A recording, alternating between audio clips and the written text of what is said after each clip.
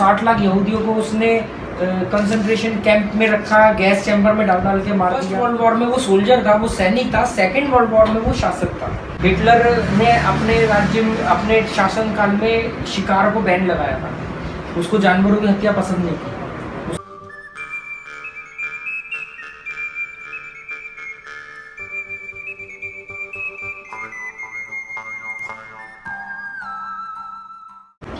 जल्दी बताओ पिछली क्लास क्या क्या जजमेंट, पूरी डिटेल बताओ उस क्लास में।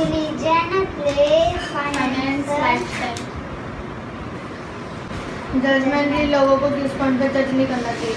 रिलीजियन, प्लेस, फाइनेंस और लाइफस्टाइल। रिलीजियन मतलब क्या, कैसे यूज करोगे इसको? मतलब कि हमें किस भी धर्म से अपने फ्रेंड्स को या लोगों को जज नहीं करना। हाँ बिल्कुल ठीक। प्लेस, किसी भी जगह से नहीं जज करना। जैसे कि अगर कोई बिहारी है तो फिर उससे हमें वहाँ से नहीं जज करना कि वो तो कम अच्छी जगह नहीं है वहाँ से। हाँ मतलब बिहारी है तो एक एग्जांपल है, मतलब कोई भी किसी को नेपाली है, कोई बिहारी है, कोई मद्रासी है, हमें उससे कोई लेना देना नहीं, वो कहाँ से आता है, वो खुद कैसा है, उस पर जज करना है। फिर फाइनेंस, गरीब है या अमीर, गरीब। हाँ हमें ये भी नहीं देखना है कि वो अमीर है तो दोस्ती करनी है, गरीब है तो नहीं करनी है। ठीक है। चौथा पॉइंट कौन सा था? लाइफस्टाइल, जो रह गया था।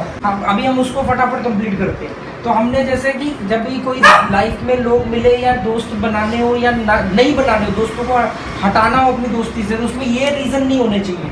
रिलीजन की, धर्म के आधार पे हम किसी को रिजेक्ट नहीं करेंगे, ना एक्सेप्ट करेंगे। प्लेस के आधार पे वो कहाँ से आता है।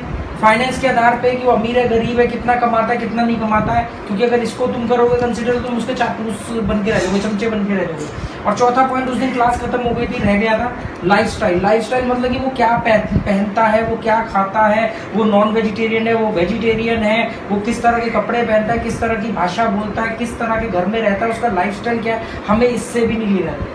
हम इन 4 पॉइंट्स मुख्य बिंदु है, ये इंपॉर्टेंट पॉइंट है। इन 4 पॉइंट्स पे हम कभी भी किसी आदमी को ना तो अच्छा बोलेंगे ना बुरा बोलेंगे।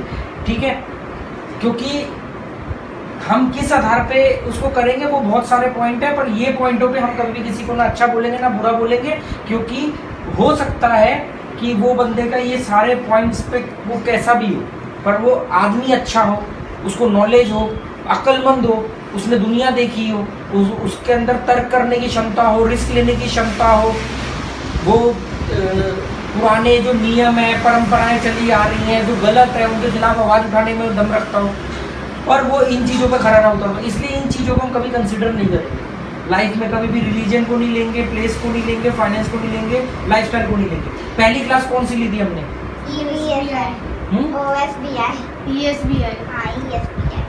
ESBI। E का मतलब क्या होता है? B, S का मतलब क्या होता है? B का मतलब बिजनेसमैन। I का मतलब इन्वेस्टर। क्या बनना है, बिजनेसमैन और इन्वेस्टर। क्या नहीं बनना है। Self employed. ठीक है। इनको हम एज ए स्टेप यूज कर सकते हैं। मान लो आप कहीं गए हो, कहीं नौकरी करनी है, थोड़े दिन नौकरी कर ली, फिर थोड़े दिन अपना काम कर लिया और एंड में पहुंचना ये इनको आप एज ए सीढ़ी, एज ए स्टेप यूज कर सकते हो। ठीक है। पर ये नहीं कि जिंदगी भर इसी में बन के रह जाना। दूसरी क्लास कौन सी हुई थी? Reactive proactive. रिएक्टिव प्रोएक्टिव का मतलब क्या होता है? रिएक्टिव का मतलब होता है कि जो हम हमेशा कमी निकालते हैं पर कभी उसका सलूशन नहीं निकालते। और प्रोएक्टिव लोग हमेशा जब भी अगर उनको कभी कमी दिखती है तो फिर वो कमी बताने की जगह बोलते हैं इसको हम ऐसे ऐसे करके ठीक कर सकते हैं। प्रोएक्टिव लोग कमी भी निकालते हैं पर उसके साथ उसका सॉल्यूशन भी उनके पास पहले होता है दिमाग में। ठीक है। जैसे हमने एजुकेशन सिस्टम में कमियां निकाली पर हमारे पास उसका सॉल्यूशन भी है। एजुकेशन सिस्टम की सबसे बड़ी प्रॉब्लम क्या है कि वो शुरू में तुम्हें कुछ ऐसे फैक्ट्स बताते हैं, ऐसी चीज़ें पढ़ाते हैं जो बाद में अगर तुमने एक लेवल क्रॉस कर लिया एजुकेशन का तो आगे जाकर तुम्हें मालूम पड़ेगा कि तुमने गलत पढ़ा था। क्योंकि ना वो टीचर्स को पता होता है, ना वो सिलेबस बनाने वालों को पता होता है, या मेरे ख्याल से पता भी होता है पर वो जानबूझ करके उन चीज़ों को ज़्यादा महत्व देते हैं जो ज़्यादातर लोग मानते हैं। ठीक है। इसके बारे में मैं अगली क्लास में हम बताएंगे एक दो एग्जाम्पल लेकर।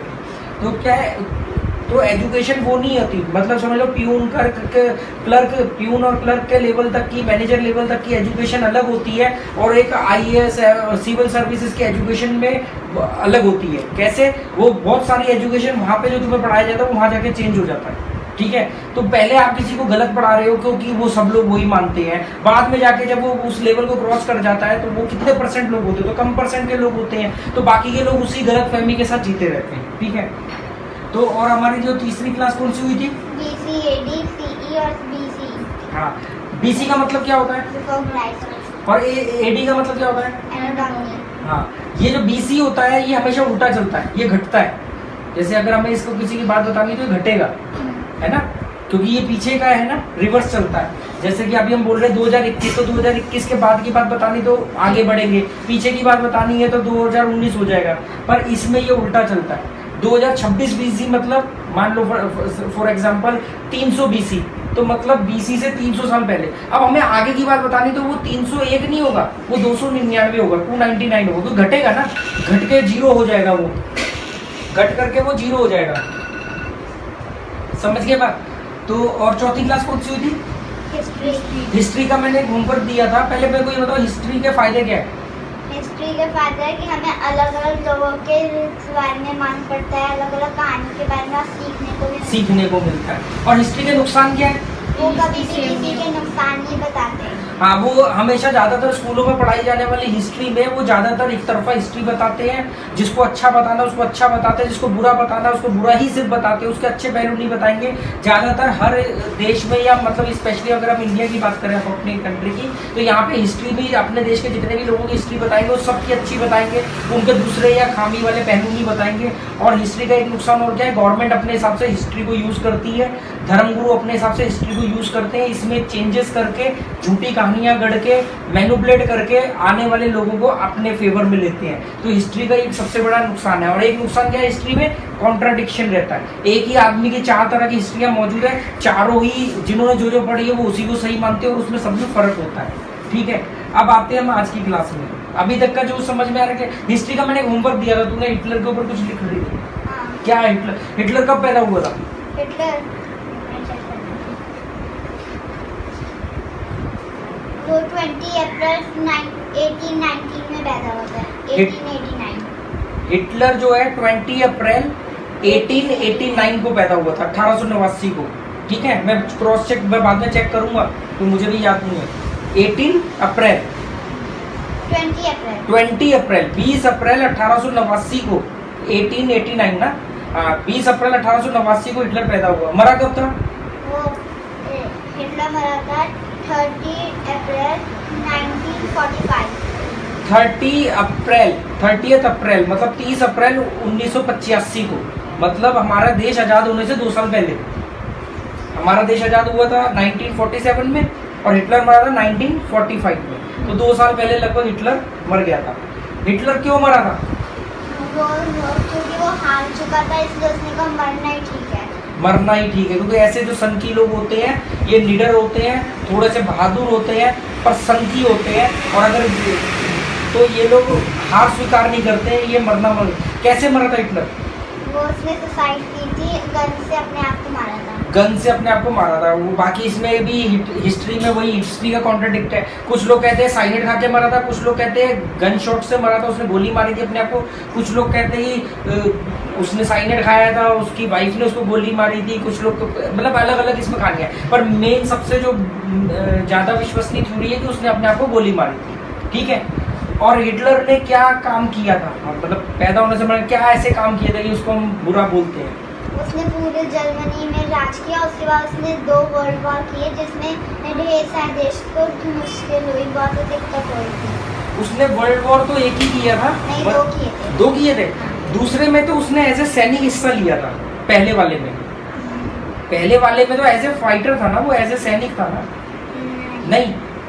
अच्छा, उसने 2 वर्ल्ड वॉर किए थे। 2 वर्ल्ड वॉर किए थे, दोनों में वो सैनिक नहीं था। सेकेंड वर्ल्ड वॉर में तो वो जर्मनी का रूलर था ना, राजा था, मतलब एक तरह से वो डिक्टेटर था, प्रेसिडेंट था। फर्स्ट वर्ल्ड वॉर में वो क्या था, क्या हुआ? एक नहीं निकाल दिया हिटलर ने सेकेंड, जब तक ये फर्स्ट वर्ल्ड वॉर में निकालने के हिटलर की क्या रोल था फर्स्ट वर्ल्ड वॉर में, इसने पढ़ा है, रिसर्च किया। कितने पेज लिखे? अंदाजा बता देना। 10 को लिख दिए। 10-12 पेज इसने हिटलर के ऊपर लिखे है रिसर्च करके पिछले 4 दिन में। तो अभी बताएगी वो। सेकेंड वर्ल्ड वॉर में मेन हिटलर का जो रोल था, उसमें हिटलर ने बहुत सारे लोगों को मारा, जिसमें उसकी अपनी नाजी सेना होती थी। उसने 60 लाख यहूदियों को मारा था। नाजी उसकी सेना का जो उसने अपनी आर्मी बनाई थी, उसको वो नाजी बोलते थे, नाजी। तो हिटलर का ये था, पर हिटलर एक वेजिटेरियन था। और हिटलर कौन से धर्म का था? वो धर्म उसने नहीं बताया अभी। हाँ, हिटलर के धर्म के बारे में। पर वो जर्मनी को मानता था। हिटलर जो था ना, वो किसी धर्म को फॉलो करने की बजाय अपने देशभक्ति और अपने देश को मानने में ही धर्म मानता था हिटलर। वैसे उसकी माँ ईसाई धर्म को मानती थी। हिटलर ने एक बार किसी जगह पे कहा था कि अगर मुझे मानना हो तो शायद मेरे ख्याल से बौद्ध धर्म ज़्यादा बेटर रहेगा या ईसाई धर्म बेटर रहेगा, पर वो खुद ऐसा किसी धर्म को ना मानता था ना प्रचार करता था। उसके लिए देशभक्ति या अपना देश को सम्मान दिलाना और ये सब करना ही उसके लिए धर्म था। हिटलर ने अपने राज्य में, अपने शासनकाल में शिकार को बैन लगाया था। उसको जानवरों की हत्या पसंद नहीं थी। उसने इंसानों की इतनी हत्या कर दी, पर जानवरों की हत्या उसको पसंद नहीं थी। और वो स्मोकिंग को भी पसंद नहीं करता था, स्मोकिंग के भी खिलाफ था। 60 लाख यहूदियों को उसने कंसंट्रेशन कैंप में रखा, गैस चैम्बर में डाल के मार दिया। ठीक है, तो ऐसी बहुत सारी चीज़ें हैं। तो लाइफस्टाइल, अब ये तो हिस्ट्री का, या होमवर्क अभी चेक करके बताएगी क्या है फर्स्ट वर्ल्ड में उसकी भूमिका, वो हम अगली क्लास में भी ऐड कर लेंगे। मेन बात ये कि अभी के हमारे ये जो 3 आधार पे जज नहीं करना है हमें, लाइफस्टाइल, फाइनेंस, प्लेस और रिलीजन के आधार पे किसी भी आदमी को ना अच्छा बोलना है ना बुरा बोलना है। ठीक है, पर उसके बारे में राय बनानी है। राय तो सोल्जर था ना, मैं वही तो कह रहा हूँ। फर्स्ट वर्ल्ड वॉर में वो सोल्जर था, वो सैनिक था। सेकेंड वर्ल्ड वॉर में वो शासक था। ठीक है, तो वो सैनिक था, तभी तो वो आहत हुआ। उसके लिए जब मैं कभी डिटेल में तुम्हें बताऊंगा तो बताऊंगा कि उसके पीछे की क्या कहानी थी। पर वो फर्स्ट वर्ल्ड वॉर में सोल्जर था, वो एक सिपाही था। और सेकेंड वर्ल्ड वॉर में वो तक वो बन गया था, इसीलिए तो हुई वो वर्ल्ड वॉर। ठीक है, तो अभी तुम समझ गए कि हमने जो लास्ट क्लास में छोड़ा था वो हमने ऐड कर लिया एक पॉइंट लाइफस्टाइल। बाकी और भी पॉइंट है, पर मुख्य 4 बिंदु ये है। इन पे हमें ना किसी को अच्छा बोलना है ना बुरा बोलना है। अभी तक की क्लास है तुम्हें समझ में आ गया। अभी तक तुम्हारी ना एक्चुअल एजुकेशन शुरू नहीं हुई है, ये तो सिर्फ एक मैं बेस बना रहा हूँ। ये एक बेस बन रहा है, समझ लो कि पहले तो तुम्हें ये ESBI से कैसे बेस बनेगा कि तुम्हारे सारे दोस्त, सारे दुनिया के बच्चे स्कूलों में जा रहे हैं, मैं तुम्हारा स्कूल छुड़वा के बैठा हूँ, तो तुम्हें मालूम तो कि स्कूल में जाने वाला या ना जाने वाला, स्कूल में पढ़ने वाला या छोड़ने वाला, या स्कूल की टॉप लेवल की पढ़ाई करने वाला या स्कूल की 10वीं 12वीं तक करने वाला बच्चा अल्टीमेटली बनेगा क्या? तो ये 4 क्वाड्रेंट में से ही वो एक बनेगा। या तो वो एम्प्लॉय बनेगा, या सेल्फ एम्प्लॉय बनेगा, या बिजनेसमैन बनेगा, इन्वेस्टर बनेगा। इन 4 के अलावा कुछ नहीं है, वो बेरोजगारी रहेगा। अगर वो कुछ भी करेगा तो इन 4 कैटेगरी में करेगा। तो इसलिए मैंने ये बेस बनाया। तो वो मालूम होगा कि अब तुम ये चीज चेक कर सकते हो कि तुम्हारे जो दोस्त पढ़ रहे हैं, जो बच्चे पढ़ रहे हैं, जो दुनिया के बच्चे स्कूल जा रहे हैं, वो बनेंगे क्या? इन 4 में से बनेंगे। अब तुम ये देखोगे कि इन 4 में जो किस तरह की मानसिकता की तरफ जा रहे हैं, तो ज्यादातर एम्प्लॉय और सेल्फ एम्प्लॉय की तरफ जाते हैं। ठीक है, बिजनेस ज्यादातर वो खुद नहीं करता है, वो ज्यादातर अपने बाप दादाओं के बिजनेस को संभाल लेते हैं और उसको फिर सेल्फ एम्प्लॉय की तरह करते हैं। पर आजकल एक चेंजेस आया है, एंटरप्रेन्योरशिप, तो वो थोड़ा सा बदलाव आ रहा है। दुनिया इस समय फिर से बदल रही थोड़ी सी, जैसे 15 साल पहले बदली थी, मॉल आए थे, फोन आए थे, तो ये सब चीजों में बदली हुई। ठीक है, दूसरी क्लास आप तुम्हें लोगों का एटीट्यूड बताएगी कि किस तरह के तुम्हें होना चाहिए, क्योंकि मैं पढ़ाऊंगा और तुम अगर रिएक्टिव रहे तो तुम्हें मेरी पढ़ाई नहीं समझ में आएगी। ठीक है, क्योंकि हम वो ट्रेडिशनल पढ़ाई तो नहीं पढ़ रहे, हम वो थॉमस बिबिंगटन मैकॉले वाला डिजाइन करा हुआ तो नहीं पढ़ रहे ना, हम तो एक अपने इंडिपेंडेंट सिस्टम से पढ़ रहे हैं। हम वो चीजों को पढ़ेंगे जो लाइफ में काम आएंगे, हम वो चीजों को नहीं पढ़ेंगे जो सिर्फ पढ़नी जरूरी है पर वो लाइफ में क्यों काम है। ठीक है, जो चीज हमें नहीं समझ में आएगी हम उस पर 10 क्लास भी करेंगे, और जो चीज हमें समझ में आ जाएगी हम उसमें 1 क्लास में काम खत्म करेंगे। हम स्कूलों की तरह सारे के सारे करोड़ों बच्चों को एक किताब 1 साल तक नहीं पढ़ाएंगे। समझ गया? एक किताब पढ़ने में कितने दिन लगते हैं खुद सोचो।